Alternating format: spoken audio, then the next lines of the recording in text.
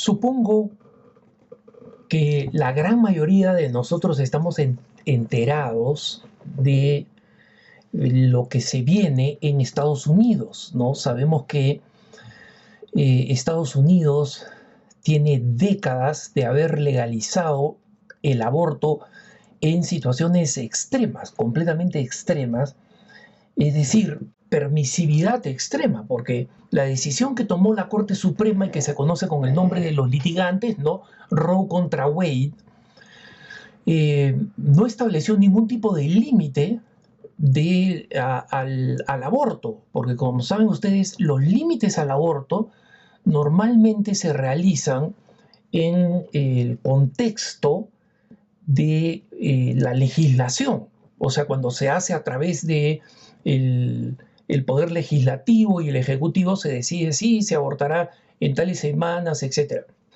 Pero cuando interviene la Corte, especialmente en el sistema inglés norteamericano, la Corte solamente proclama que es un derecho.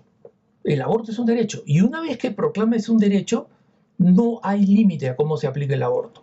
Entonces, es verdad que varios estados en Estados Unidos han ido limitando el aborto a circunstancias cada vez más mensurables, y cada una de estas leyes ha sido una tremenda batalla legal, ¿no? Porque obviamente los abortistas no quieren perder un milímetro de terreno y por el contrario quieren ganarlo, quieren forzar a que los estados paguen por el aborto, o sea, ni siquiera piden que el Estado pague por mantener a un anciano discapacitado. Para eso el Planned Parenthood no quiere ayuda a que una mujer pueda abortar gratis pagada con nuestros impuestos, ¿no? Pero resulta ahora que finalmente uno de esos tantos casos que han terminado en la Corte Suprema decidiendo en una dirección o en otra respecto de limitar las condiciones para abortar y el tiempo para abortar. En el estado de Mississippi, la ministra de Salud, de apellido Dobbs, decidió aplicar una ley que había sido aprobada por la Cámara Legislativa de Mississippi y luego firmada por el gobernador, ¿no? Y obviamente una clínica abortista, Jackson Health Clinic, ¿no? Porque se encuentra en la ciudad de Jackson, una de las más importantes de Mississippi. Mississippi es un estado muy pobre, ¿no? Tiene ciudades relativamente pequeñas.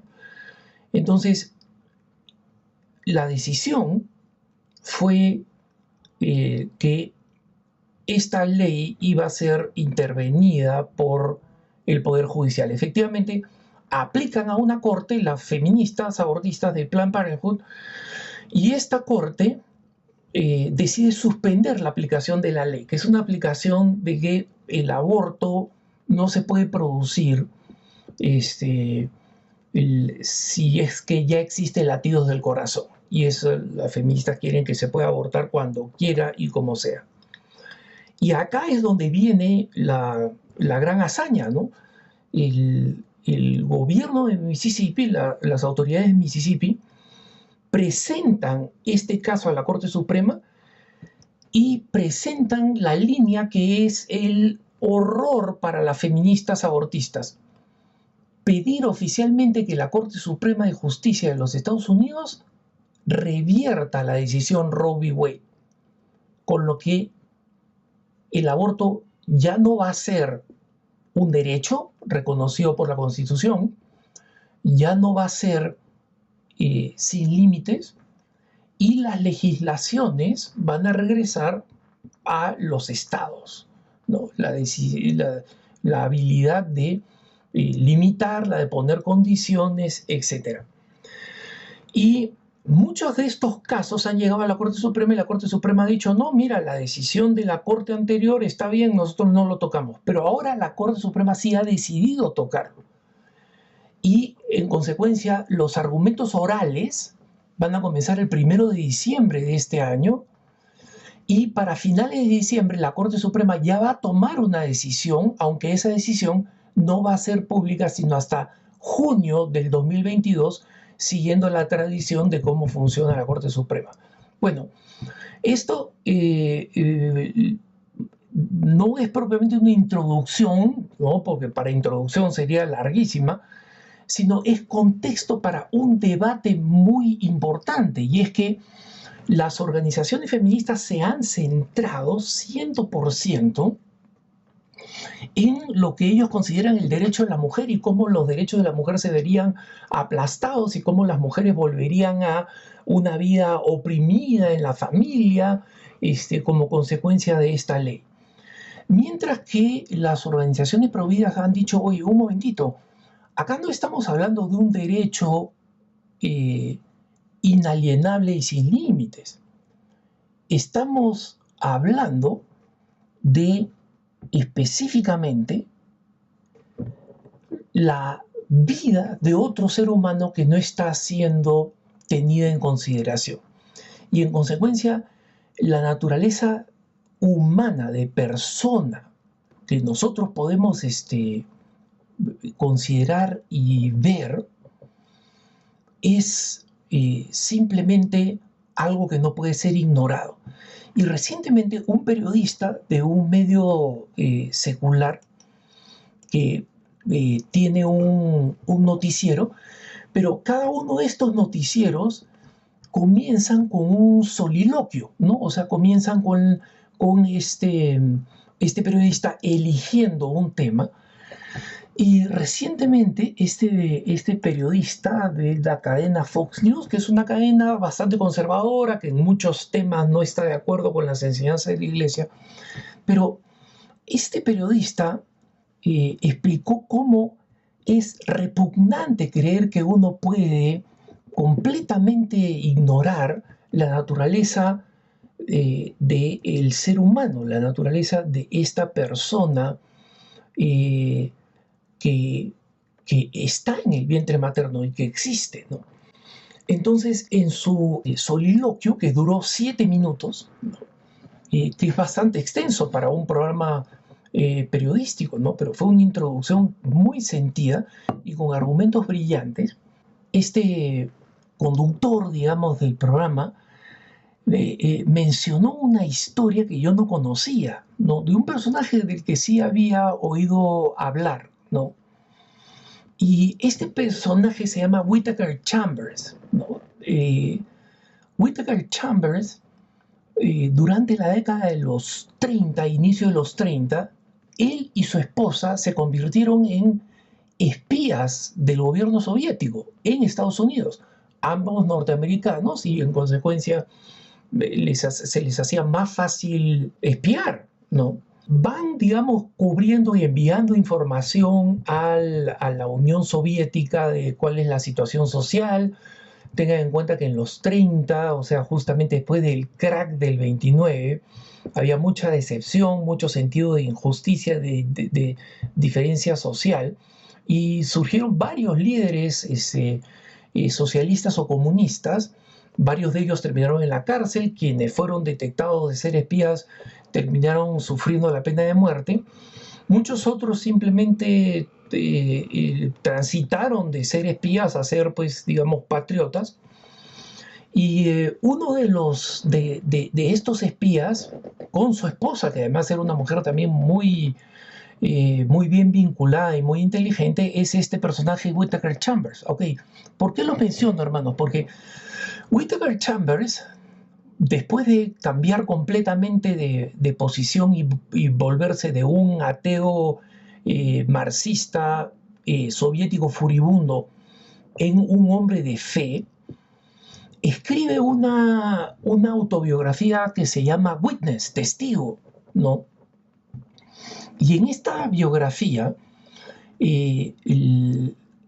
Chambers cuenta cómo fue la transición que los iba a llevar a abandonar el espionaje soviético con Stalin, ofrecer una cantidad de información sobre la Unión Soviética a cambio de su libertad y comenzar una vida de cercanía a Dios y de fulgurante carrera periodística, ¿no? Terminó siendo uno de los más importantes escritores de la revista Time, que en esa época era una de las más importantes del mundo, no solamente de Estados Unidos. Pero en esta autobiografía, en Witness, Whittaker Chambers cuenta lo siguiente. Están en medio de su trabajo de espionaje en Chicago y se enteran que su esposa está embarazada. Entonces, ellos inmediatamente, de forma completamente racional, dicen, mira, nosotros vivimos a salto de mata, ¿no? Corriendo, ocultándonos, escapándonos, cambiando mucho de sitio porque nuestras tareas de espionaje van cambiando de ciudad en ciudad. Estamos con la tensión y el estrés de tener la habilidad de poder abandonar donde vivimos inmediatamente. Esa vida es completamente incompatible con tener un bebé. Ambos están de acuerdo y la esposa decide ir al día siguiente a un abortista. Recordemos que estamos hablando de los 30, el aborto no es legal, entonces se necesita un poco de conexiones, digamos, de los comunistas para que la esposa sea atendida con un aborto. Y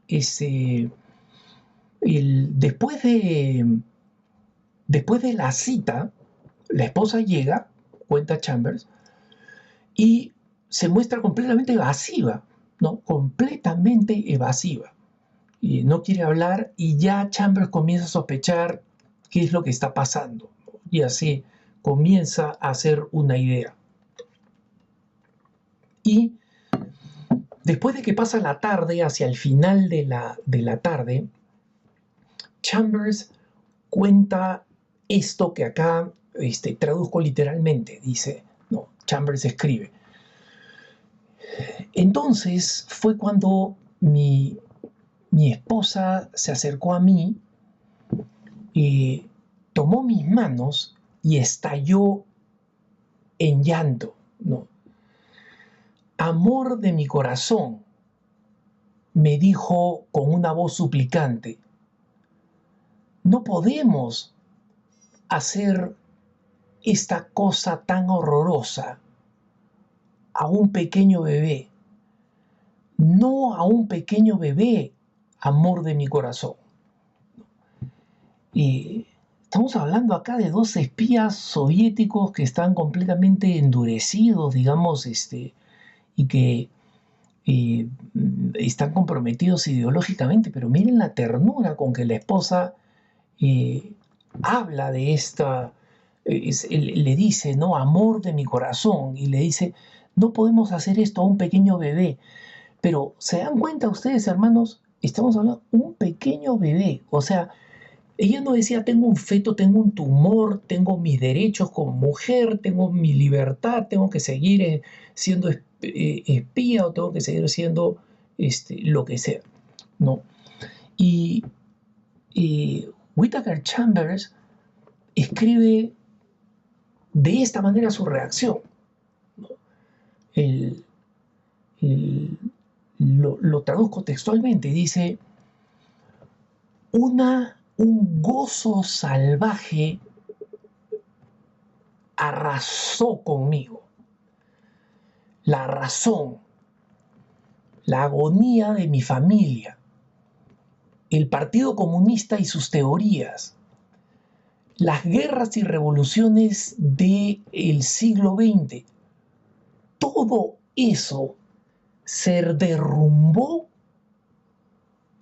ante el tacto de un niño, ¿no? The touch of a child, ante el tacto, es decir, no es que el niño pudiera tocar estas cosas, pero el saber de su existencia, ¿no? Arrasaba con todo. Entonces, ¿por qué el conductor de este programa eligió esta anécdota, hermanos? Porque él dice, si Whittaker Chambers, un espía eh, endurecido, ¿no? Recio, convencido, convicto y confeso, si un hombre como él, que no creía en Dios, que no creía en las leyes morales, ni las leyes naturales, ni las leyes divinas, ¿no?, es capaz de encontrar esta certeza profunda, ¿no?, de que Dios